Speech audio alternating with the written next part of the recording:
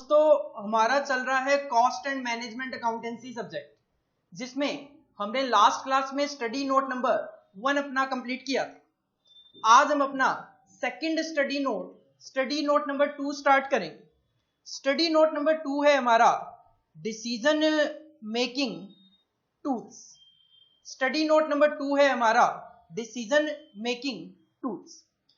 Decision making tools जो है इसमें काफी सारे वैरायटी ऑफ चैप्टर्स कवर किए गए, जिसकी वजह से हम इनको अलग अलग पार्ट में डिस्कस करेंगे। जिसमें अगर मैं बात करूं तो आपके स्टडी मटेरियल के अकॉर्डिंगली पार्ट 1 जो है वो है मार्जिनल कॉस्टिंग का, और पार्ट 2 जो है उसमें मार्जिनल कॉस्टिंग की ही टूल्स एंड टेक्निक्स यूज की गई है।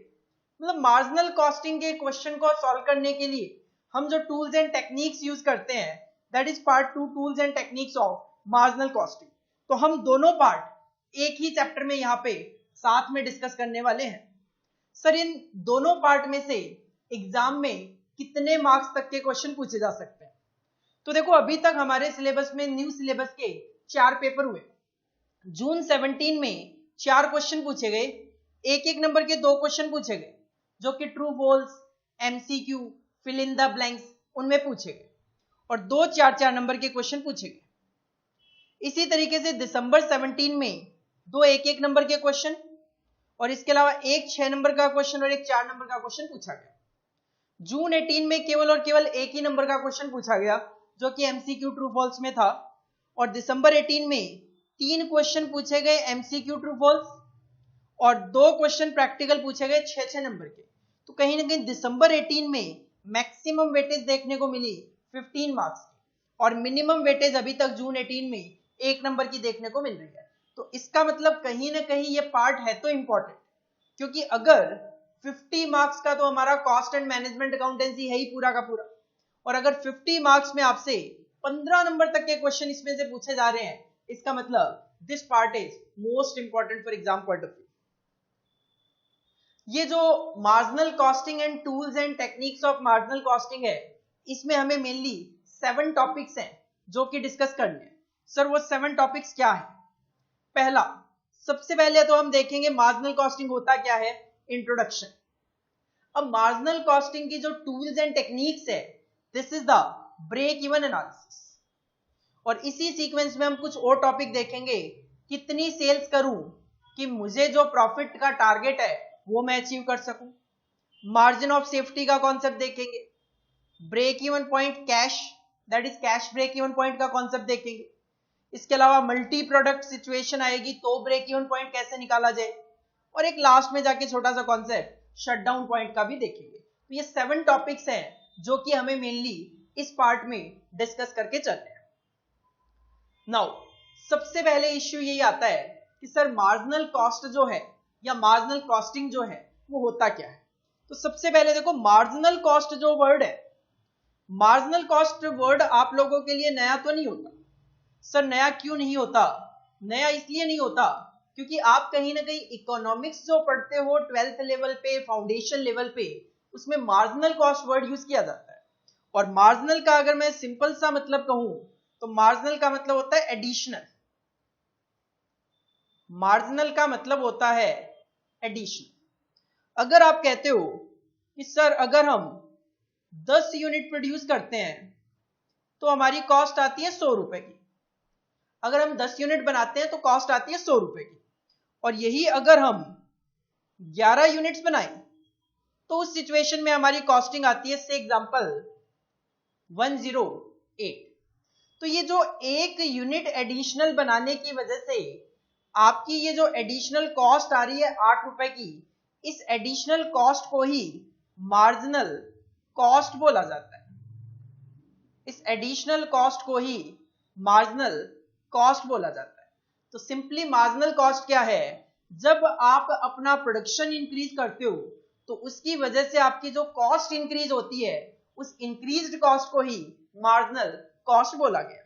देखो marginal costing is the additional cost of producing an additional unit of A product. आप जब किसी प्रोडक्ट की एक एडिशनल यूनिट बनाते हो तो उसकी वजह से जो आपकी एडिशनल कॉस्ट आती है उस कॉस्ट को ही मार्जिनल कॉस्ट बोला जाता है। According to ICMA London, as the amount to any given volume of output, given volume of output मेरे एग्जांपल के accordingly 10 unit, by which aggregate cost मेरी 10 यूनिट पे 100 रुपए आर चेंज्ड, और अगर ये कॉस्ट चेंज हो जाती है कब, if the volume of output is increased और डिक्रीज्ड, मैंने वॉल्यूम ऑफ आउटपुट को इंक्रीज कर दिया 10 यूनिट से 11 यूनिट पे, तो अगर एग्रीगेट कॉस्ट आपकी इंक्रीज या डिक्रीज दैट इज चेंज हो जाती है by 1 unit, in practice this is measured by the total variable cost attributable to 1 unit. तो ये जो 8 रुपए आपकी मार्जिनल कॉस्ट बढ़ी है, दिस इज नथिंग, यही आपकी वेरिएबल कॉस्ट भी है। क्योंकि देखो हमें पता है बेसिक लेवल से फिक्स्ड कॉस्ट तो टोटलिटी में सेम रहती है, तो जितनी फिक्स्ड कॉस्ट 10 यूनिट बनाने में आई होगी, फिक्स्ड कॉस्ट तो उतनी ही 11 यूनिट में भी आई होगी। तो ये जो 8 रुपए इंक्रीज हुआ है, this is nothing, this is only the variable cost, और इसी को मार्जिनल कॉस्ट भी बोला गया। Thus marginal cost is nothing, marginal cost is equal to prime cost plus total variable overhead. अब मार्जिनल कॉस्ट में वेरिएबल कॉस्ट होती है, हम कॉस्ट शीट वगैरह ऑलरेडी पढ़ के आते हैं, बेसिक लेवल में हमें आइडिया होता है डायरेक्ट मटेरियल, डायरेक्ट लेबर और डायरेक्ट एक्सपेंसेस। जब डायरेक्ट कॉस्ट को ऐड किया जाता है तो that is known as prime cost. तो प्राइम कॉस्ट में तो केवल और केवल डायरेक्ट एक्सपेंसेस होते हैं, और डायरेक्ट कॉस्ट जितनी भी होती है वो हमेशा सारी की सारी वेरिएबल होती है। बट ओवरहेड जो होते हैं, हमें पता है ओवरहेड तो फिक्स भी हो सकते हैं, वेरिएबल भी हो सकते हैं। तो प्राइम कॉस्ट तो पूरा का पूरा क्योंकि डायरेक्ट कॉस्ट है, वेरिएबल कॉस्ट है, लेकिन ओवरहेड का केवल और केवल वो पार्ट जो कि वेरिएबल है। तो वेरिएबल सारी कॉस्ट को ऐड कर लिया जाए तो this is known as marginal cost. या फिर आप सिंपली कह सकते हो सर टोटल कॉस्ट में से अगर फिक्स्ड कॉस्ट हटा दी जाए तो बचा हुआ पोर्शन क्या होगा, वेरिएबल कॉस्ट। तो इसका मतलब marginal cost is nothing, it is the variable cost. जब ऑर्गेनाइजेशन अपने टोटल आउटपुट में 1 यूनिट का प्रोडक्शन बढ़ाती है तो उसकी वजह से टोटल कॉस्ट में जो इंक्रीज होता है, this is known as marginal cost, also known as variable cost. This is the definition of marginal cost. तो सर मार्जिनल कॉस्टिंग क्या है? मार्जिनल कॉस्ट तो समझ में आया कि जब हम अपने टोटल आउटपुट को 1 यूनिट से इंक्रीज करते हैं तो हमारी जो टोटल कॉस्ट में इंक्रीज होता है, this cost is known as marginal cost. जरूरी नहीं है इंक्रीज, डिक्रीज भी हो सकता है। अगर मैं अपने टोटल आउटपुट को 1 यूनिट से डिक्रीज करूं तो मेरी जो टोटल कॉस्ट में डिक्रीज आता है, this is known as marginal cost. तो सर ये मार्जिनल कॉस्टिंग जो है चैप्टर का नाम, ये क्या है? एक्चुअल में मार्जिनल कॉस्टिंग एक टेक्निक है डिसीजन मेकिंग के लिए। डिसीजन मेकिंग टूल इस चैप्टर का नाम है और उसका एक पार्ट है मार्जिनल कॉस्टिंग। तो marginal costing is nothing, marginal costing एक टेक्निक है जो कि ऑर्गेनाइजेशन डिसीजन मेकिंग के लिए यूज करते हुए चलती है। तो it is a technique in cost and management accounting which is used for mainly decision making. साथ में इसका एक दूसरा नाम भी है CVP एनालिसिस। मार्जिनल कॉस्टिंग के चैप्टर को कुछ ऑथर CVP एनालिसिस के नाम से भी चैप्टर दिया करते हैं। एक्चुअल में this technique is also used to indicate the relation. ये टेक्निक रिलेशन भी इंडिकेट करती है between cost, volume and profit.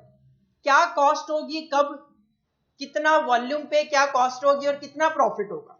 तो शॉर्ट में इसको CVP बोला जाता है, that is cost, volume and profit analysis. तो कॉस्ट और वॉल्यूम के बीच में, वॉल्यूम और प्रॉफिट के बीच में, प्रॉफिट और कॉस्ट के बीच में क्या रिलेशन है, कब किसमें कितना चेंज हो तो दूसरे कंपोनेंट में कितना चेंज होगा, इस रिलेशन को भी हम यहाँ पे मार्जिनल कॉस्टिंग की हेल्प से इंडिकेट करने की कोशिश करते हैं। When marginal costing is used to indicate the relation between cost, volume and profit, it is also known as CVP analysis technique भी इसको बोला जाता है। तो आप कह सकते हो सर मार्जिनल कॉस्टिंग का एक दूसरा नाम है CVP analysis, cost, volume, profit analysis. and it is mainly used for decision making. अब सर डिसीजन मेकिंग के लिए किस तरीके से इसको यूज किया जाता है वो भी एक एग्जांपल के थ्रू देखते हैं. मान लो a factory has a capacity of producing 20,000 unit. एक फैक्ट्री है, अगर उसकी कैपेसिटी की बात की जाए तो उस फैक्ट्री में 20,000 यूनिट तक बनाई जा सकती है. प्रेजेंटली कंपनी लेकिन केवल और केवल 15,000 यूनिट का प्रोडक्शन कर रही है. कैपेसिटी है 20,000 यूनिट की, लेकिन प्रेजेंटली प्रोडक्शन कितना हो रहा है? 15,000 यूनिट का.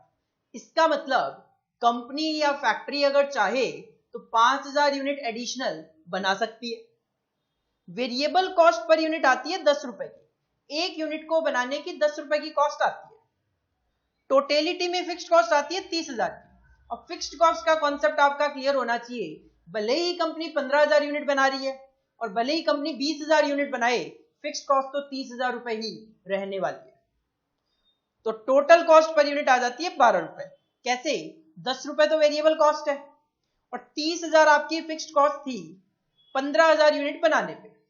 अगर 15,000 यूनिट बनाने पे 30,000 रुपए की फिक्स्ड कॉस्ट है, इसका मतलब 2 रुपए पर यूनिट आपकी फिक्स्ड कॉस्ट आ रही थी. तो 10 रुपए वेरिएबल कॉस्ट, 2 रुपए फिक्स्ड कॉस्ट, टोटलिटी में 12 रुपए पर यूनिट हमें बता दिया गया. ये सिचुएशन अपनी फैक्ट्री की चल रही थी. अब क्या हुआ? Now a new customer approach. A new customer approach the organisation. एक नया कस्टमर आया ऑर्गेनाइजेशन के पास, लेकिन वो आपसे 5,000 यूनिट खरीदना चाह रहा है. सबसे पहले तो मेरे माइंड में ये आया कि क्या सर मैं 5,000 यूनिट बनाकर उसको बेच सकता हूं? बिल्कुल बेच सकते हो, क्योंकि मेरी कैपेसिटी तो 20,000 यूनिट बनाने की है, लेकिन मैं फिलहाल केवल 15,000 यूनिट बना ही रहा था. तो 5,000 यूनिट की मेरे पास फालतू कैपेसिटी पड़ी हुई थी. एक कस्टमर मुझसे वो 5,000 यूनिट खरीदना चाहता है, तो इजीली मैं वो 5,000 यूनिट बना तो सकता हूं, लेकिन एट द रेट ऑफ ₹11 पर यूनिट. लेकिन वो मुझसे ये 11 रुपए पर यूनिट पे डिमांड कर रहा है, जबकि प्रेजेंटली मैं ये जो ऊपर 15,000 यूनिट बेच रहा था, प्रेजेंटली मेरा सेलिंग प्राइस पर यूनिट 13 रुपए का है. दोबारा से क्रक्स समझो क्वेश्चन का क्या है, एग्जांपल का क्रक्स क्या है. एक कंपनी जो 20,000 यूनिट बना सकती है, 15,000 यूनिट बना रही है. 10 रुपए पर यूनिट उसकी वेरिएबल कॉस्ट है, 30,000 रुपए फिक्स्ड कॉस्ट है.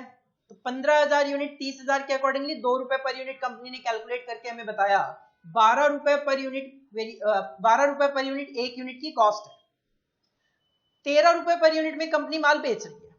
अब एक नया कस्टमर आया जो आपसे 5,000 यूनिट खरीदना चाह रहा है. बना तो सकता हूं क्योंकि कैपेसिटी फालतू पड़ी हुई है, लेकिन वो आपसे केवल और केवल 11 रुपए पर यूनिट में वो 5,000 यूनिट खरीदना चाहता है. अब 99% स्टूडेंट का आंसर मैं अगर यहां पे पूछूं कि क्या मुझे 11 रुपए पर यूनिट के अकॉर्डिंगली 5,000 यूनिट सेल करनी चाहिए कि नहीं करनी चाहिए, 99% स्टूडेंट का आंसर होता है सर नहीं करनी चाहिए. कारण क्या बताते हैं स्टूडेंट कि सर 12 रुपए पर यूनिट मेरी कॉस्ट है, अगर 11 रुपए पर यूनिट में सेल करूंगा तो मुझे 1 रुपए पर यूनिट का नुकसान होगा. This is the normal thinking. एक तरीके से जब तक हमें मार्जिनल कॉस्टिंग टेक्निक का पता ना हो, तब तक हमारी सोच यही हो सकती है कि सर 12 रुपए मेरी कॉस्ट है, 11 रुपए में बेचूंगा तो 1 रुपए पर यूनिट का मुझे नुकसान होगा. क्वेश्चन यही जानना चाह रहा है whether the offer should be accepted और नॉट. क्या मुझे ऑफर एक्सेप्ट करना चाहिए या नहीं करना चाहिए. 99% स्टूडेंट का आंसर है सर नहीं करना चाहिए, क्योंकि 12 रुपए कॉस्ट है और 11 रुपए में हम सेल करेंगे तो हमें 1 रुपए का नुकसान हो जाएगा. बट मार्जिनल कॉस्टिंग आंसर है कि मुझे ये ऑफर एक्सेप्ट कर लेना चाहिए. तो सर कैसे और क्यों एक्सेप्ट कर लेना चाहिए, तो उसके लिए आपको एक स्टेटमेंट ऑफ प्रॉफिट हम बनाते हैं मार्जिनल कॉस्टिंग. मार्जिनल कॉस्टिंग के चैप्टर में हम एक स्टेटमेंट ऑफ प्रॉफिट बनाते हैं. 2 कॉलम में ये स्टेटमेंट ऑफ प्रॉफिट बनता है, पर्टिकुलर्स और अमाउंट. और इस स्टेटमेंट की हम हेल्प लेंगे अभी, जिससे पहले मैं आपको फॉर्मेट बता देता हूं ये किस तरीके से बनाया जाता है. पर्टिकुलर्स अमाउंट 2 कॉलम में हम बनाते हैं. सबसे पहले हम कंसीडर करते हैं सेल्स. सेल में से हम माइनस करते हैं वेरिएबल कॉस्ट, और जैसे ही सेल में से वेरिएबल कॉस्ट माइनस की जाती है, दिस विल कम कंट्रीब्यूशन, या इसको मार्जिनल इनकम के नाम से भी जाना जाता है.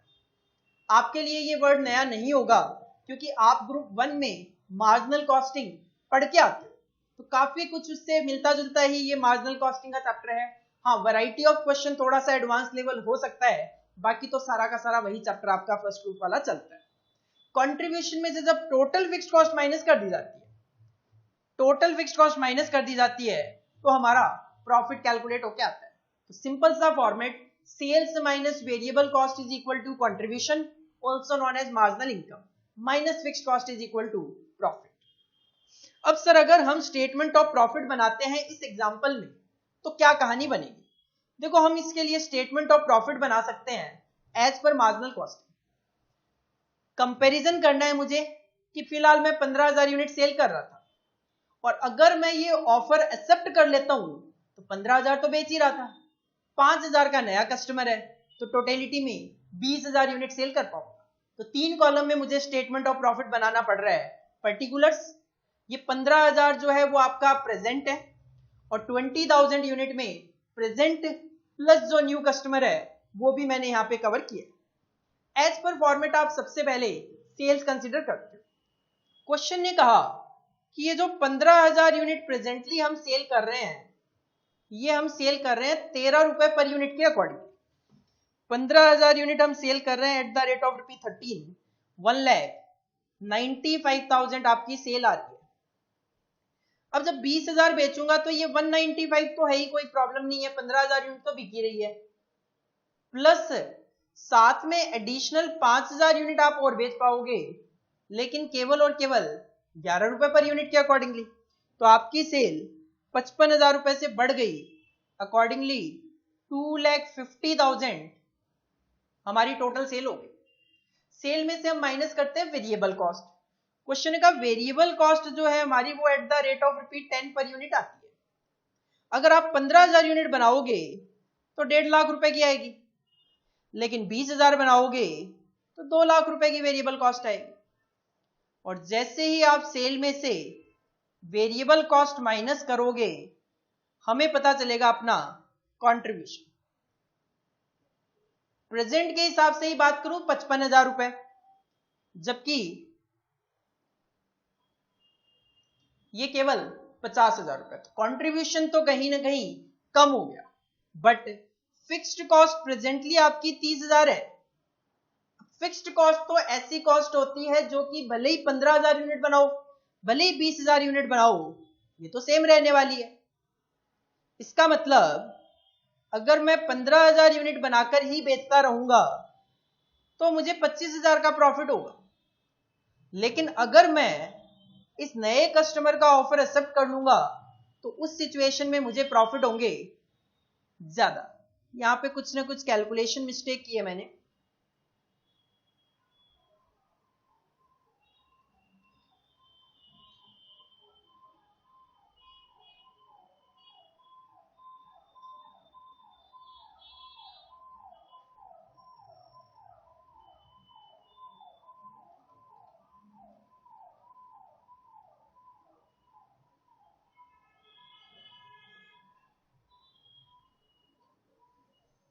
क्वेश्चन देख लेते हैं एक बार।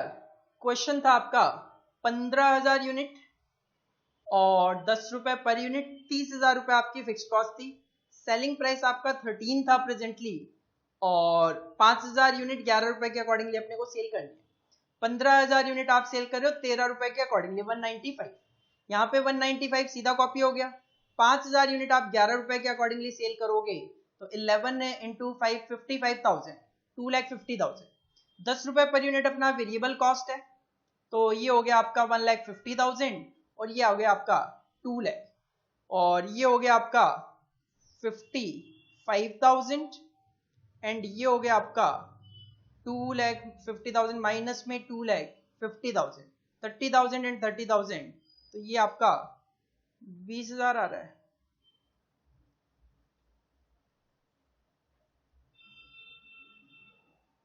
कहीं ना कहीं कोई कैलकुलेशन मिस्टेक है। This is the calculation mistake. ये 55,000 नहीं, ये 45,000 आएगा।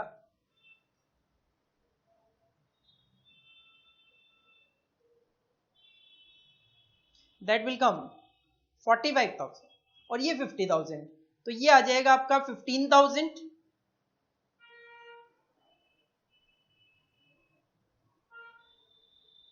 ये आ जाएगा आपका 15,000 और ये आएगा 20,000। तो आप देख सकते हो अगर मैं नए कस्टमर का ऑफर एक्सेप्ट करता हूं तो उस सिचुएशन में मेरा जो प्रॉफिट है वो 5,000 रुपए से इंक्रीज हो जाएगा। तो कहीं ना कहीं मुझे इस ऑफर को एक्सेप्ट कर लेना चाहिए। सर ऐसा क्यों हुआ? इसके पीछे मेन कारण है fixed cost. Fixed cost totality में सेम रहती है, भले ही आप 15,000 यूनिट बनाओ, भले ही 20,000 यूनिट बनाओ, तो कहीं ना कहीं आप ये जो 11 रुपए पर यूनिट के अकॉर्डिंगली बेचोगे, इस पे कॉस्ट तो केवल 10 रुपए पर यूनिट की आएगी आपकी। तो कहीं ना कहीं 1 रुपए पर यूनिट आपको बेनिफिट मिलेगा 5,000 एडिशनल यूनिट पे, जिसकी वजह से आपका ये प्रॉफिट 5,000 रुपए से बढ़ता हुआ दिखाई दे रहा है।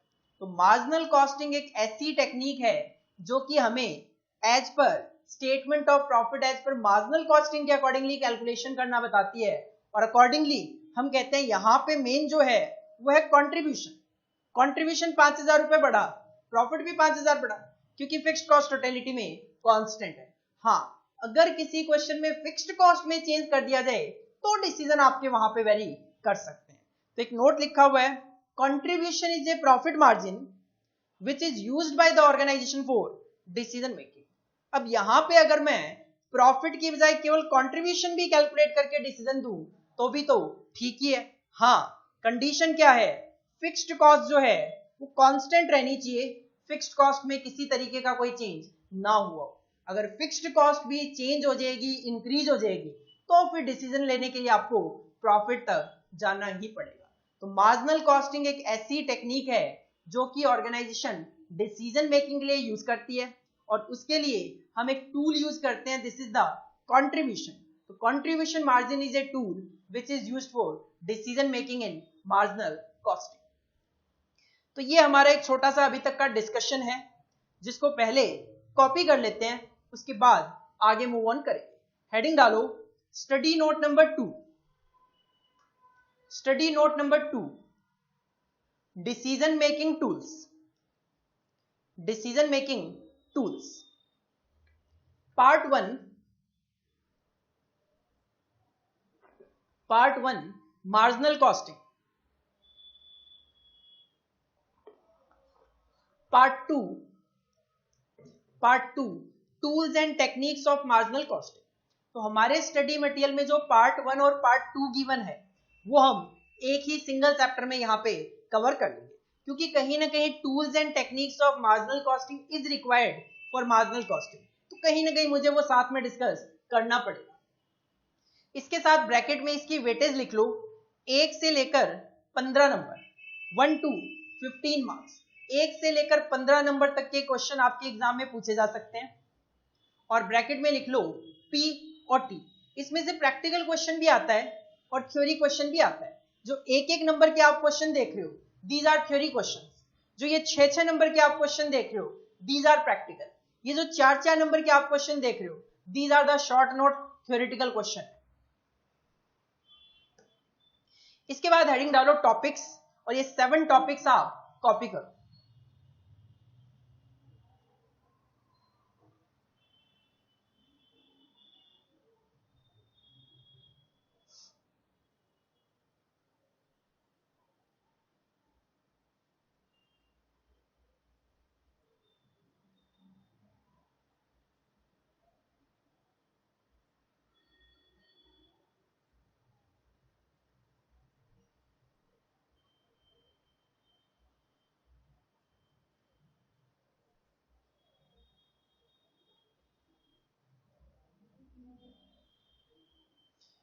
एक हेडिंग डालो definition of marginal cost, introduction. और इंट्रोडक्शन में डेफिनेशन ऑफ मार्जिनल कॉस्ट क्या है, और ये जो 3 पॉइंट है ये कॉपी कर लो।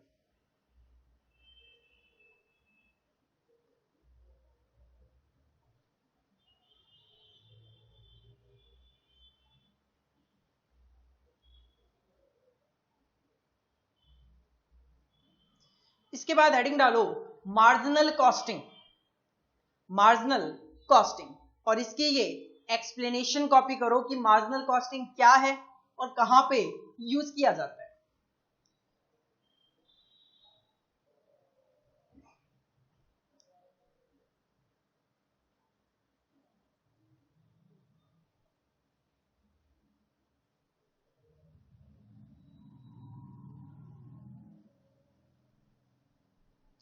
इसके बाद ये एग्जाम्पल कॉपी करो। ये एग्जाम्पल ये समझाने के लिए है कि marginal costing is used for decision making. ये एग्जाम्पल कॉपी करो।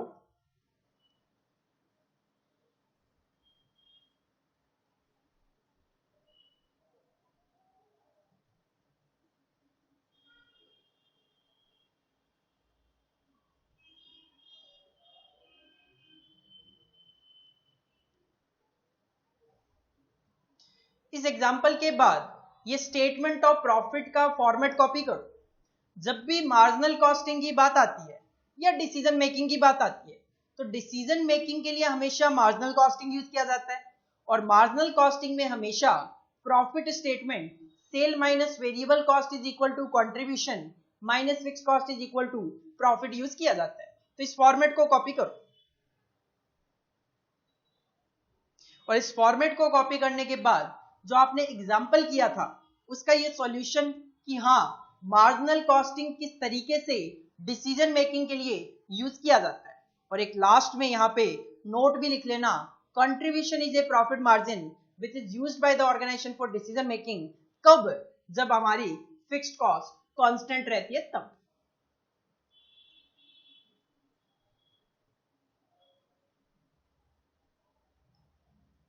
ये जो स्टेटमेंट ऑफ प्रॉफिट है इसके एप्लीकेशन पॉइंट ऑफ व्यू से एक दो छोटे छोटे क्वेश्चन कर लेते हैं ताकि हमें ये फॉर्मेट याद हो जाए। आओ जरा अपने नोट्स में पहला क्वेश्चन नंबर 1 देखो अपने नोट्स में। Question number 1, Ramaiah limited furnishes the following information. एक कंपनी ने हमें ये इंफॉर्मेशन दी है। कंपनी प्रोडक्शन करती है 10,000 यूनिट का, कंपनी सेल भी करती है 10,000 यूनिट, सेलिंग प्राइस है 12 रुपए पर यूनिट। तो company 10,000 unit at the rate of ₹12 1,20,000 रुपए की सेल करती है। वेरिएबल कॉस्ट है 6 पर यूनिट। 10,000 यूनिट कंपनी बनाती है, 6 रुपए पर यूनिट वेरिएबल कॉस्ट है, 60,000 will be the variable cost.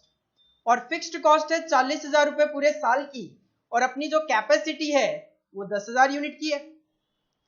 Question जानना चाहता है प्रॉफिट और loss under marginal costing method will. अगर मार्जिनल कॉस्टिंग यूज की जाए तो प्रॉफिट और लॉस कितना होगा वो हमें बताना है। और सिंपल हम इसके लिए बना सकते हैं स्टेटमेंट ऑफ प्रॉफिट। हेडिंग डालो answer number 1, statement of profit bracket में एज पर मार्जिनल कॉस्ट।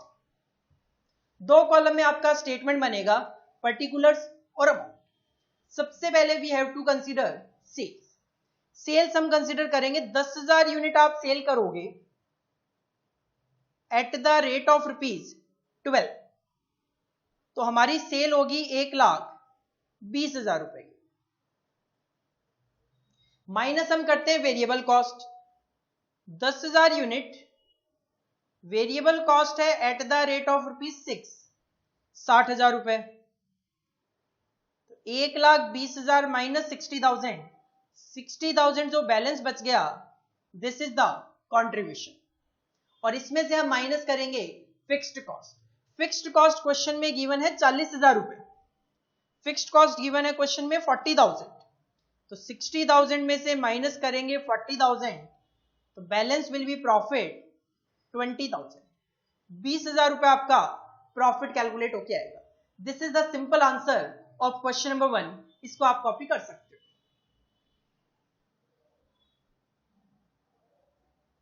एक और सिमिलर क्वेश्चन ट्राई करते हैं। क्वेश्चन नंबर 2 देखो, बिल्कुल सेम है। Raj limited furnishes the following information. Production तो कंपनी 10,000 यूनिट ही कर रही है, बट सेल कर रही है 5,000 यूनिट। हमारे फॉर्मेट में प्रोडक्शन नहीं, हमें सेल कंसीडर करनी है 5,000 यूनिट। सेलिंग प्राइस है 12 रुपए पर यूनिट, तो 5,000 unit at the rate of ₹12, 60,000 will be sale. Variable cost है 6 रुपए per unit, 5,000 unit at the rate of ₹6, 30,000।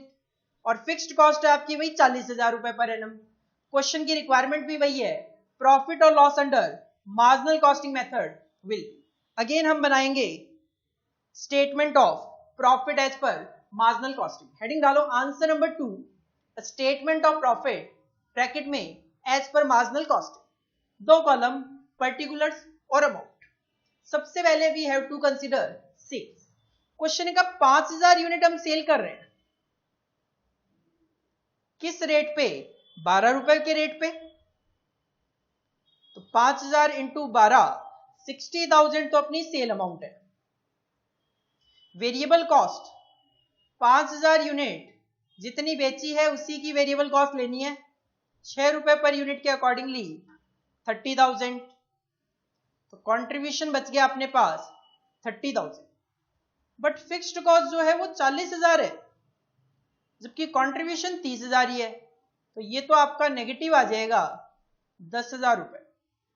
तो ये आपका प्रॉफिट नहीं, ये आपका लॉस आ गया 10,000 रुपए। तो this is the simple application of a statement of profit, ताकि हमें फॉर्मेट याद हो जाए, sale minus variable cost is equal to contribution minus fixed cost is equal to profit, या फिर लॉसेस भी वहां पे देखने को मिल सकते हैं। ये आप कॉपी कर लो।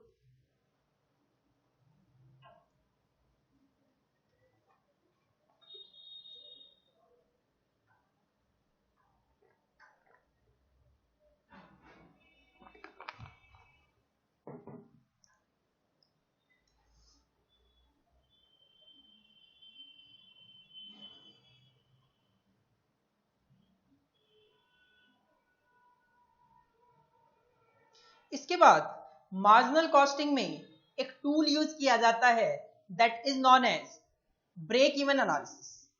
और हमने अभी अभी कहा जो मार्जिनल कॉस्टिंग है उसको हम जब कॉस्ट, वॉल्यूम और प्रॉफिट में रिलेशन इंडिकेट करने के लिए यूज करते हैं, तो this is also known as CVP analysis. तो CVP analysis that is cost, volume and profit analysis for indicating the relation between cost, volume का मतलब है यहां पे सेल्स, वॉल्यूम का मतलब यहां पे सेल्स है, एंड प्रॉफिट। तो कॉस्ट, सेल्स और प्रॉफिट, इतनी सेल होगी तो कितनी कॉस्ट होगी, इतनी सेल होगी तो कितना प्रॉफिट होगा। इस तरीके के रिलेशन को इंडिकेट करने के लिए हम यूज करते हैं break even analysis should be use. तो सीवीपी एनालिसिस के लिए भी एक टूल यूज किया जाता है and this tool is known as break even analysis. और ब्रेक इवन एनालिसिस जो है उसका मीनिंग जो है वो आपके लिए नया नहीं है। आप सभी break even point word economics वगैरह में सुन के आते हो। ब्रेक इवन का मतलब जैसे ही आपसे पूछा जाए आप झट से कह देते हो सर नो प्रॉफिट और नो लॉस सिचुएशन। तो ब्रेक इवन एनालिसिस एक्चुअल में नो प्रॉफिट और नो लॉस सिचुएशन ही है, ना अपने को लॉस होता है ना अपने को प्रॉफिट होता है। तो एक्चुअल में इसकी डेफिनेशन क्या होती है? एक्चुअल में इसकी डेफिनेशन होती है it indicates the sales. Actual में ब्रेक इवन पॉइंट जो है वो जो फिगर बताता है वो फिगर सेल्स होती है, और वो फिगर यूनिट्स में भी हो सकती है, 10,000 यूनिट, 15,000 यूनिट, या फिर अमाउंट में भी हो सकती है। कैसे? आप ये बोल सकते हो कि सर जब मैं 10,000 यूनिट बनाकर बेचूंगा, जब मैं 10,000 यूनिट बनाकर बेचूंगा मुझे ना तो प्रॉफिट होंगे ना लॉस होंगे। तो ये 10,000 यूनिट आपका ब्रेक इवन है। या फिर आप कह सकते हो सर जब मैं 5 लाख रुपए की सेल करूंगा, जब मैं 5 लाख रुपए की सेल करूंगा मुझे ना तो प्रॉफिट होंगे ना लॉसेज होंगे। इस सिचुएशन में ब्रेक इवन पॉइंट 5 लाख रुपए है। तो ब्रेक इवन पॉइंट क्या है? It indicates the sales level, और वो सेल लेवल यूनिट में भी हो सकता है 10,000 यूनिट, या अमाउंट में भी हो सकता है 5 लाख रुपए। एट विच, जहां पे कि total sales will be equal to total cost. Simple सी बात है, statement of profit, sale minus variable cost is equal to contribution minus fixed cost is equal to profit. इसका मतलब सेल में से दो कॉस्ट माइनस कर रहे हो, वेरिएबल कॉस्ट और फिक्स्ड कॉस्ट। अगर टोटल सेल्स 5 लाख है और वेरिएबल कॉस्ट और फिक्स्ड कॉस्ट दोनों का टोटल 5 लाख है, तो सिंपल सी बात है प्रॉफिट कितना आएगा? 0। तो जब टोटल सेल्स और टोटल कॉस्ट इक्वल हो जाएगी, टोटल कॉस्ट का मतलब है वेरिएबल कॉस्ट और फिक्स्ड कॉस्ट दोनों का addition, accordingly there will be no profit और नो लॉस, और उसी लेवल को ब्रेक इवन पॉइंट या ब्रेक इवन लेवल बोला जाता है। तो ब्रेक इवन लेवल की डेफिनेशन क्या बतानी है आपको? It indicates the sales level in units और in rupees at which total sales will be equal to total cost total cost का मतलब है variable cost plus fixed cost, accordingly there will be no profits और losses. तो इसका मतलब break even point units में भी कैलकुलेट किया जा सकता है और ब्रेक इवन पॉइंट रुपीस में भी कैलकुलेट किया जा सकता है। पहले अगर हम बात करें ब्रेक इवन पॉइंट यूनिट की, तो ब्रेक इवन पॉइंट यूनिट को कैलकुलेट करने का बड़ा सिंपल सा फॉर्मूला है। सर क्या फॉर्मूला है? ये फॉर्मेट था अपना स्टेटमेंट ऑफ प्रॉफिट का। यहां पे ये 30,000 रुपए का कंट्रीब्यूशन है। अगर मैं कहूं ये फिगर नहीं है, भूल जाओ,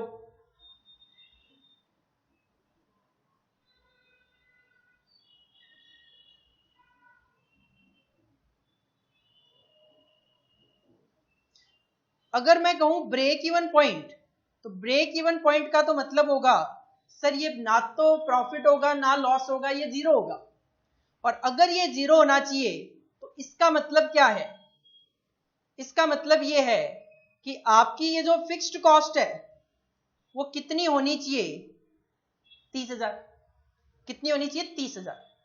अब आपकी सेलिंग प्राइस था 12 रुपए, एक यूनिट की वेरिएबल कॉस्ट थी 6 रुपए। अगर मैं कंट्रीब्यूशन एक यूनिट का आपसे पूछूं तो सर आप कहोगे एक यूनिट की सेल 12 रुपए, एक यूनिट की वेरिएबल कॉस्ट 6 रुपए, तो एक यूनिट का कंट्रीब्यूशन 6 रुपए, एक यूनिट का कंट्रीब्यूशन 6 रुपए। अब अगर मुझे ये जीरो चाहिए, फिक्स्ड कॉस्ट आपकी 30,000 रुपए चल रही हो, तो इसका मतलब मुझे कंट्रीब्यूशन भी 30,000 करना पड़ेगा, तभी और तभी no profit no loss situation आएगी। अगर आपकी फिक्स्ड कॉस्ट 30,000 रुपए चल रही हो तो मुझे कंट्रीब्यूशन भी 30,000 करना पड़ेगा, तभी no profit no loss situation आएगी।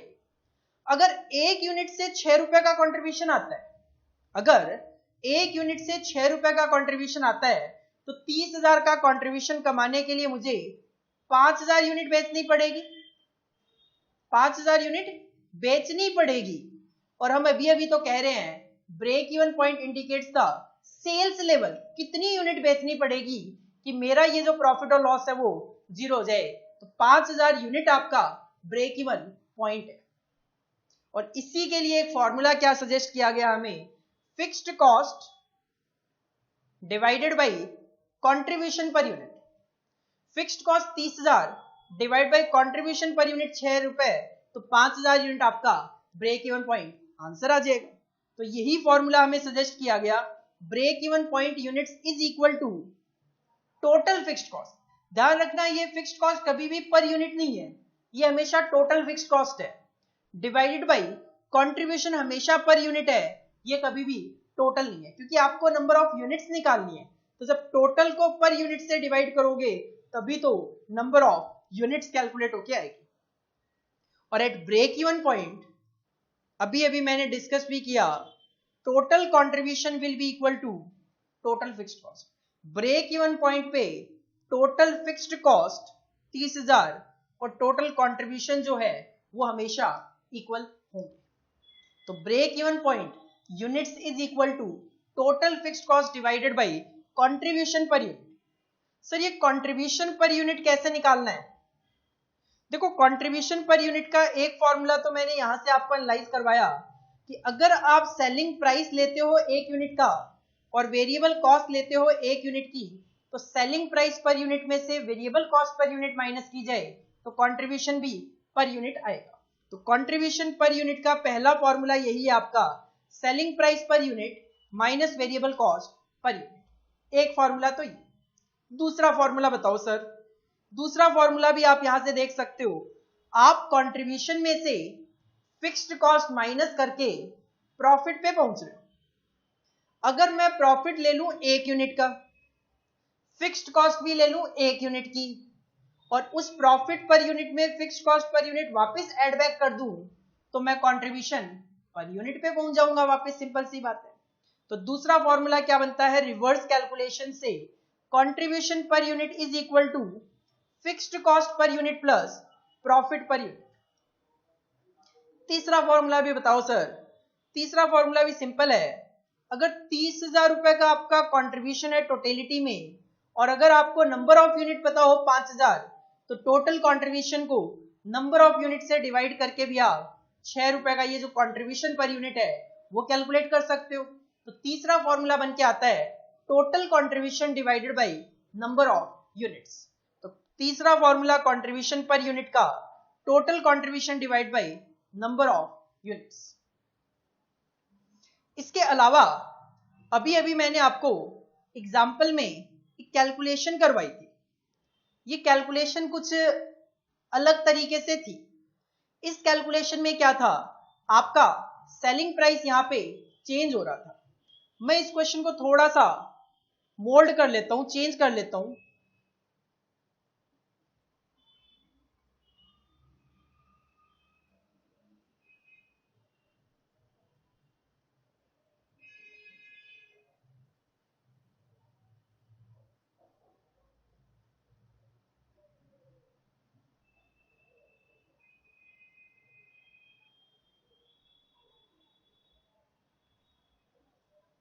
मान लो ये है फर्स्ट ईयर का डेटा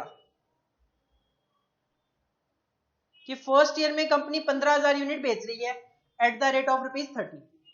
और मान लो ये है आपका सेकेंड ईयर का डेटा। सेकेंड ईयर में कंपनी 20,000 यूनिट ₹13 के अकॉर्डिंगली बेच रही है। तो फर्स्ट ईयर में कंपनी 1,95,000 रुपीज की सेल कर रही है। सेकेंड ईयर में कंपनी 20,000 यूनिट सेल करेगी ₹13 के अकॉर्डिंगली। 20,000 यूनिट सेल करेगी कंपनी ₹13 के अकॉर्डिंगली, तो 2,60,000 रुपए।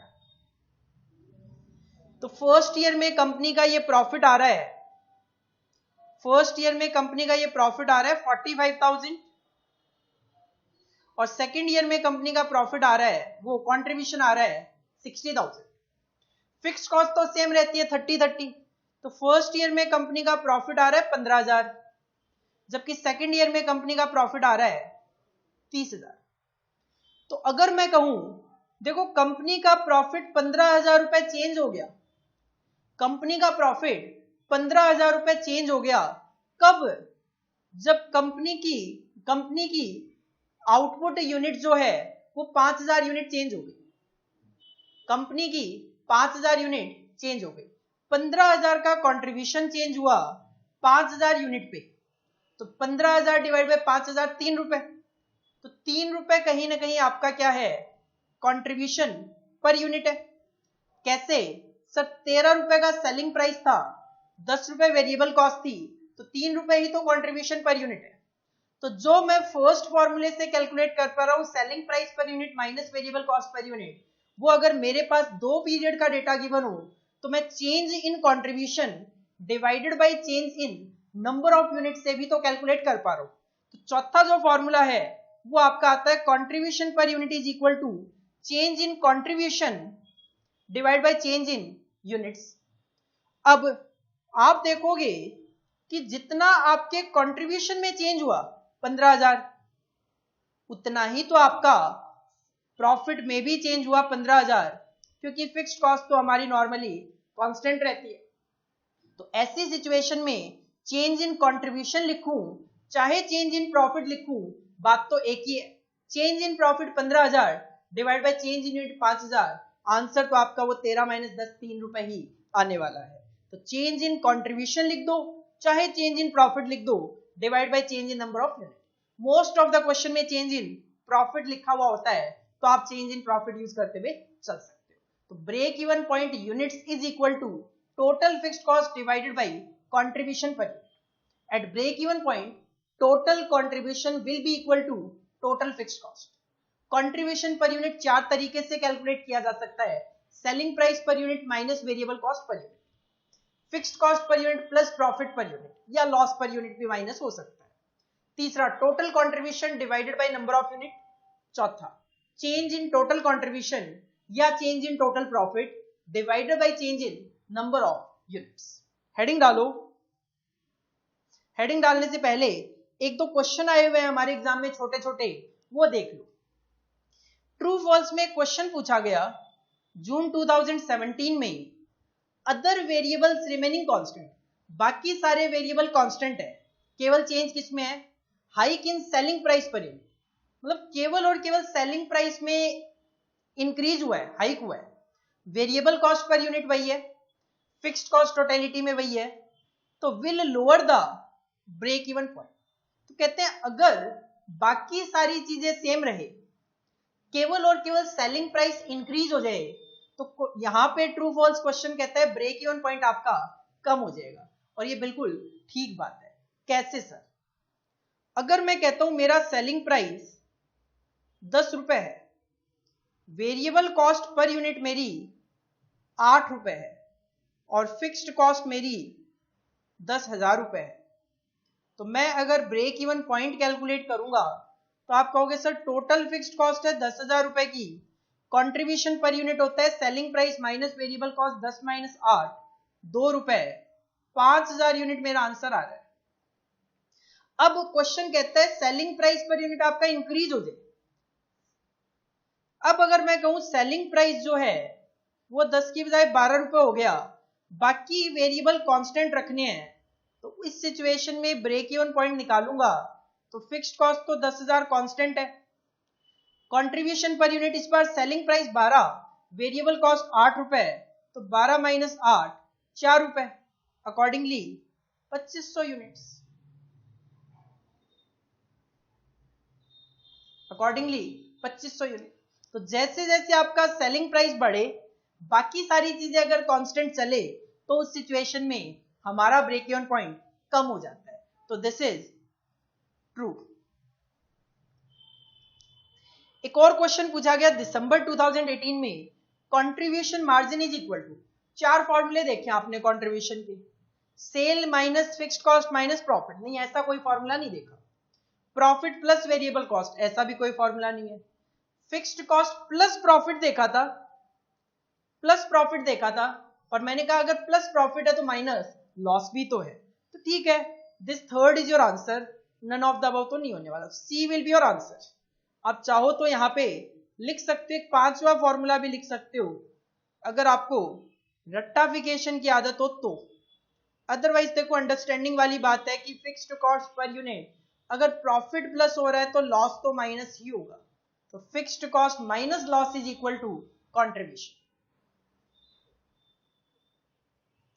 हेडिंग डालो जरा, cost volume profit that is CVP analysis, और ये 3 लाइनें जो है ये कॉपी करो सबसे पहले।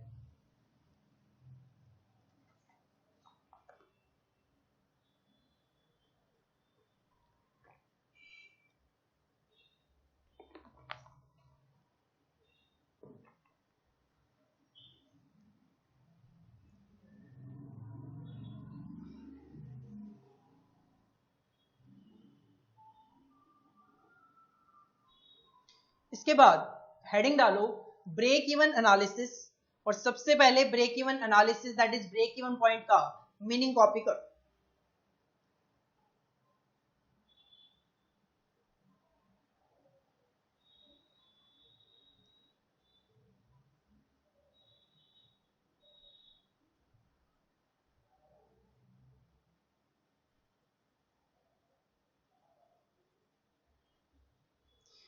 इसके बाद हेडिंग डालो break even point units, break even point units, और सबसे पहले इसका फॉर्मूला कॉपी करो और एक नोट जो लिखा हुआ है वो भी कॉपी करो।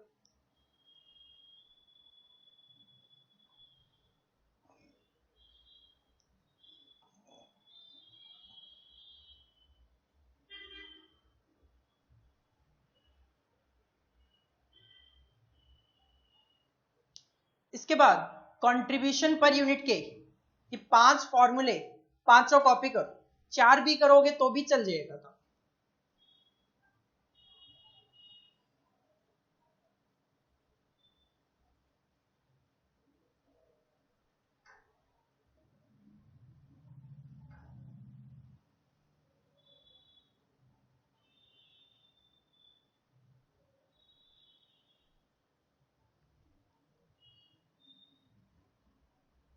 इसके बाद ये जो 2 क्वेश्चन है जून 17 और दिसंबर 18 के जो हमारे एग्जाम में आए हुए हैं, इन क्वेश्चन को भी विद आंसर कॉपी कर लो, ताकि आपको आइडिया लग जाएगा कि हम ये जो टॉपिक पढ़ रहे हैं इसमें इस तरीके से हमारे एग्जाम में ट्रू फॉल्स एमसीक्यू में क्वेश्चन पूछे जा सकते हैं।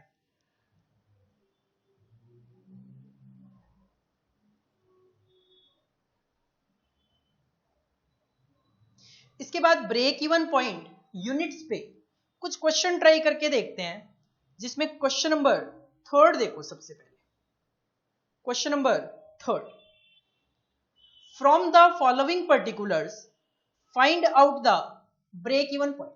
अपने को ब्रेक इवन पॉइंट कैलकुलेट करके देना है, और फिलहाल हमें केवल और केवल ब्रेक इवन पॉइंट यूनिट्स में ही कैलकुलेट करना आता है। वेरिएबल कॉस्ट पर यूनिट है 15 रुपए, फिक्स्ड कॉस्ट है आपकी 54,000 और सेलिंग प्राइस पर यूनिट है 20 रुपए। फिक्स्ड कॉस्ट है 54,000, सेलिंग प्राइस 20 रुपए, वेरिएबल कॉस्ट 15 रुपए, तो 5 रुपए पर यूनिट आपका कॉन्ट्रीब्यूशन। तो 54,000 divided by 5, 10,800 units will be our break even point. दिखा दो जरा कैलकुलेशन, हेडिंग डालो answer number 3। Answer number 3 first requirement है क्वेश्चन में, अपने को ब्रेक इवन पॉइंट कैलकुलेट करके देना है। यूनिट्स में फिलहाल हम कैलकुलेशन करेंगे, तो break even point units is equal to total fixed cost divided by contribution per unit. Total fixed cost given है क्वेश्चन में 54,000 divided by contribution per unit. Contribution per unit is equal to selling price per unit minus variable cost per unit. तो contribution per unit is equal to selling price minus variable cost per unit. Question में selling price given है 20 रुपए, variable cost per unit given है 15 रुपए, तो accordingly 5 रुपए per unit जो है that will be our contribution per unit. और ये 5 रुपए आप ले जाके फॉर्मूले में पुट कर दो, तो 10,800 units that will be break even point. 10,800 will be your break even point. सबसे पहले आप इसको कॉपी कर लो।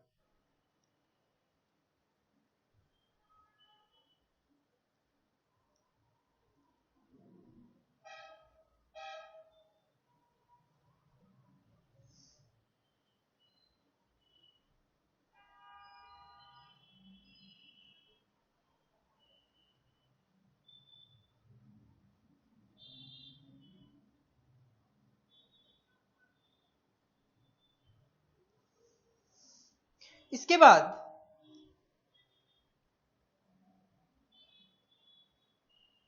ये क्वेश्चन अभी खत्म नहीं हुआ, इस क्वेश्चन में आगे एक रिक्वायरमेंट और है, what should be the selling price per unit.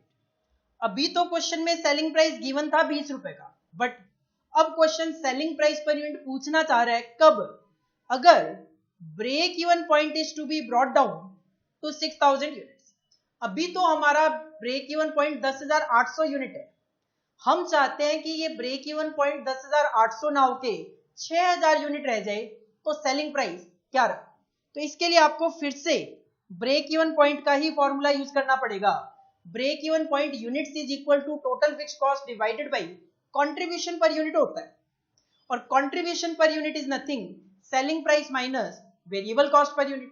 तो मैंने क्या किया, जो कंट्रीब्यूशन पर यूनिट था उसको ओपन करके रख दिया, selling price minus variable cost per unit. Question चाहता है कि ब्रेक इवन पॉइंट 6,000 यूनिट हो, ये 6,000 हो, टोटल फिक्स्ड कॉस्ट में कोई चेंज नहीं है, ये हम 54,000 ही चाह रहे हैं। सेलिंग प्राइस जो है वो क्वेश्चन हमसे जानना चाह रहा है, तो मैंने इसको एक्स अज्यूम कर लिया। वेरिएबल कॉस्ट में कोई चेंज नहीं है, तो 15 रुपए ही रहेगा।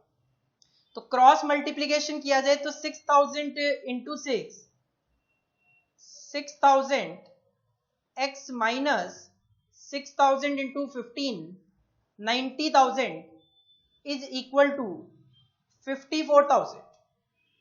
6,000 एक्स इज इक्वल टू 54,000, ये माइनस 90,000 इधर आके प्लस 90,000 हो गया, तो x is equal to 90,000 plus 54,000 that is 1,44,000 divided by 6,000, तो x that is selling price will be ₹25 per unit. तो अगर आप अपना selling price 24 rupees per unit कर देते हो, तो उस सिचुएशन में 24 माइनस 15, 9 रुपए आपका कंट्रीब्यूशन पर यूनिट हो जाएगा। 6,000 यूनिट आप बनाओगे, तो 1 यूनिट पे 9 रुपए का कंट्रीब्यूशन, तो 6000 यूनिट पे 54,000 का कंट्रीब्यूशन, 54,000 आपकी फिक्स्ड कॉस्ट, तो आपका ब्रेक इवन पॉइंट 6000 यूनिट आ जाएगा। 6000 यूनिट पे no profit no loss situation आ जाएगी। This is your answer number 3, second point. इसको आप कॉपी कर लो।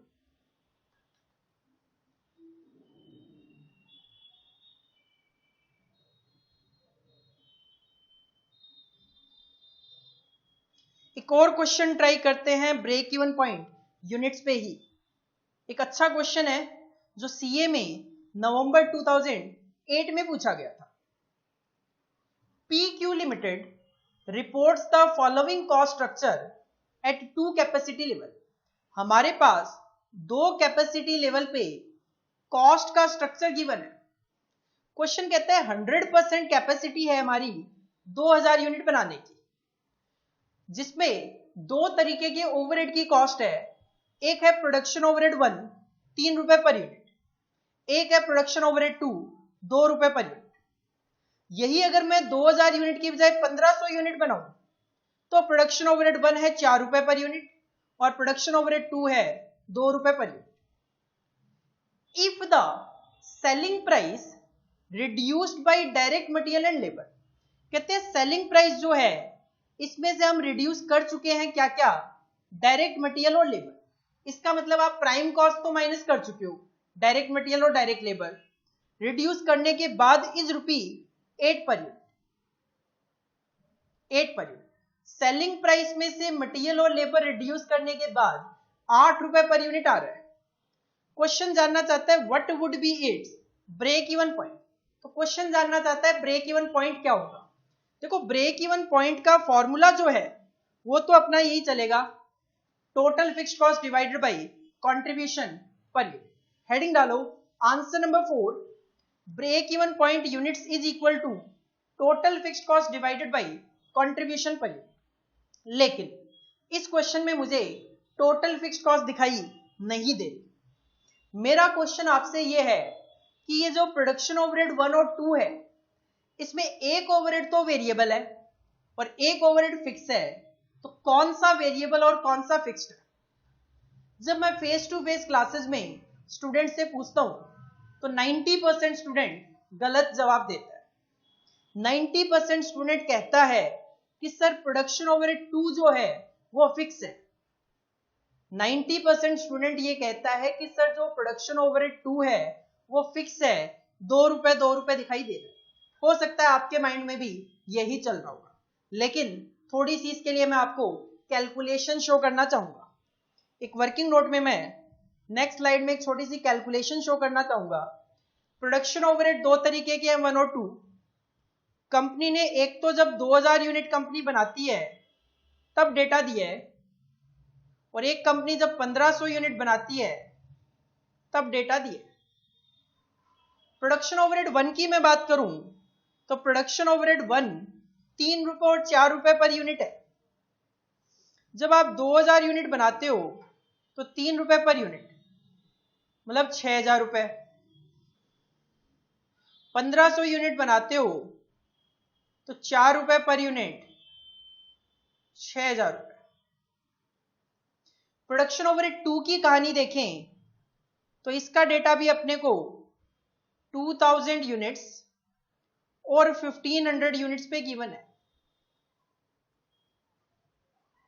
क्वेश्चन ने कहा प्रोडक्शन ओवरहेड 2 जो है 2 रुपए और 2 रुपए पर यूनिट है। जब आप 2000 यूनिट बनाते हो तो 2 रुपए पर यूनिट दैट इज 4000, और जब आप 1500 यूनिट बनाते हो तो 2 रुपए पर यूनिट 3000 रुपए। जिन जिन के माइंड में वो डाउट चल रहा होगा कि प्रोडक्शन ओवरहेड 2 जो है 2-2 रुपए पर यूनिट लिखा हुआ है ये फिक्स है, आधे स्टूडेंट का डाउट इस कैलकुलेशन के बाद ऑटोमेटिकली सॉल्व हो गया होगा। वेरिएबल कॉस्ट वो कॉस्ट होती है जो प्रोडक्शन के साथ साथ चेंज होती रहती है। फिक्स्ड कॉस्ट वो कॉस्ट होती है जो टोटलिटी में फिक्स रहती है, आउटपुट पे डिपेंड नहीं करती। प्रोडक्शन ओवरहेड 1 वो कॉस्ट है जो दोनों ही केसेस में 6-6 हजार रुपए है और वो प्रोडक्शन पे डिपेंड नहीं करती, बट प्रोडक्शन ओवरहेड 2 प्रोडक्शन पे डिपेंड कर रहा है।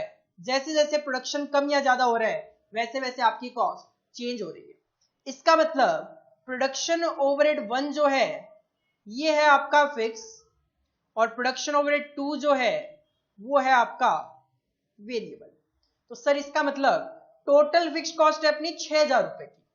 तो हमने फॉर्मूला लिखा break even point is equal to total fixed cost divide by contribution per unit, जिसमें टोटल फिक्स्ड कॉस्ट पता चल गई हमें 6000 रुपए, divided by contribution per unit is equal to selling price minus variable cost per unit. मैंने formula खुल के लिखा selling price minus variable cost में डायरेक्ट मटेरियल भी आता है, डायरेक्ट लेबर भी आती है और वेरिएबल ओवरहेड भी आता है। क्वेश्चन ने लैंग्वेज यूज की selling price reduced by direct material and labour. Selling price में से डायरेक्ट मटेरियल और लेबर रिड्यूस करने के बाद 8 रुपए पर यूनिट आ रहा है।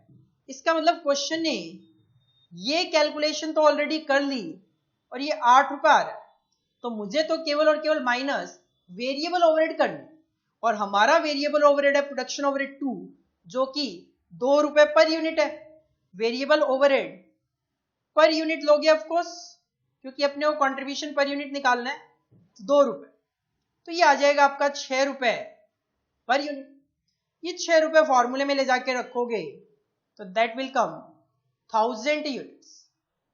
तो जब कंपनी 1000 यूनिट बनाकर बेचेगी there will be no profit और loss to the company, company will be at break even level. This is your answer number 4। इसको आप कॉपी कर।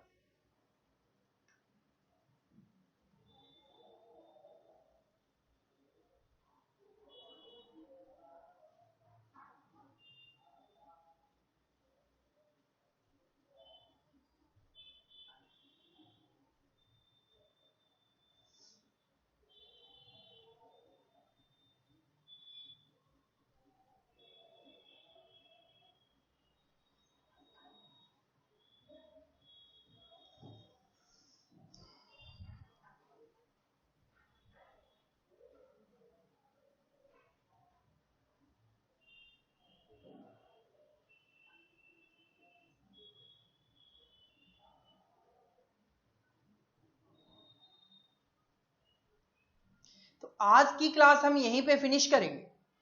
आज की क्लास का अपना एक छोटा सा डिस्कशन ये था, डिसीजन मेकिंग टूल के हम फर्स्ट और सेकंड पार्ट एक साथ डिस्कस कर रहे हैं। सबसे पहले हमने देखा मार्जिनल कॉस्ट क्या होता है। एक एडिशनल यूनिट बनाने की वजह से जो हमारी कॉस्ट में इंक्रीज या डिक्रीज होता है, this is known as marginal cost. Marginal costing क्या एक टेक्निक है जो कि डिसीजन मेकिंग के लिए यूज की जाती है, और इसको सीवीपी एनालिसिस भी बोला जाता है, जब हम कॉस्ट वॉल्यूम और प्रॉफिट के बीच में रिलेशन इंडिकेट करने के लिए इसको यूज करते हैं। मेन है statement of profit marginal costing के accordingly sales minus variable cost is equal to contribution minus fixed cost is equal to profit. Break even analysis is a tool which is used for CVP analysis. Break even point indicates the sales level in units or in rupee at which total sales will be equal to total cost. Total cost मतलब variable cost और fixed cost. तो break even point पे there will be no profit or no loss to the company. Break even point units का formula भी देखा, total fixed cost divided by contribution per unit. Contribution per unit is equal to selling price per unit minus variable cost per unit, fixed cost per unit plus profit per unit, total contribution divided by number of units, change in contribution या change in profit divided by number of change in number of units, या फिर fixed cost plus profit हो सकता है तो minus loss भी हो सकते हैं। और हमने 2 क्वेश्चन स्टेटमेंट ऑफ प्रॉफिट पे बनाए और 2 क्वेश्चन हमने ब्रेक इवन पॉइंट यूनिट्स पे डिस्कस किए। होमवर्क में आप ट्राई कर सकते हो, क्वेश्चन नंबर 5 आप ट्राई कर सकते हो,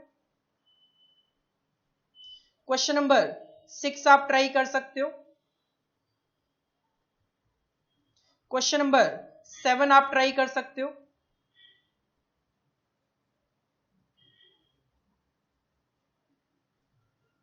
क्वेश्चन नंबर 8 आप ट्राई कर सकते हो और क्वेश्चन नंबर 9 आप ट्राई कर सकते हो।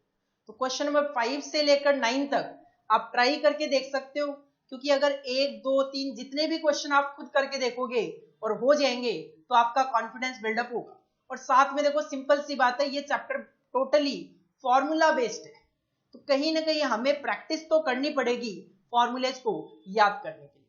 हालांकि नेक्स्ट क्लास में मैं इनमें से मोस्ट ऑफ द क्वेश्चन जो भी मुझे लगेंगे कि आपके लिए प्रॉब्लम क्रिएट कर सकते हैं वो मैं डिस्कस करूंगा, लेकिन फिर भी आप अगर एक बार करके देखोगे तो आपको आइडिया लग जाएगा कि आपको कहाँ पे अभी ज्यादा कॉन्सेंट्रेट करने की जरूरत है। चलो तब तक नेक्स्ट क्लास के लिए ये रिवाइज करके आओ। Thank you, all the best.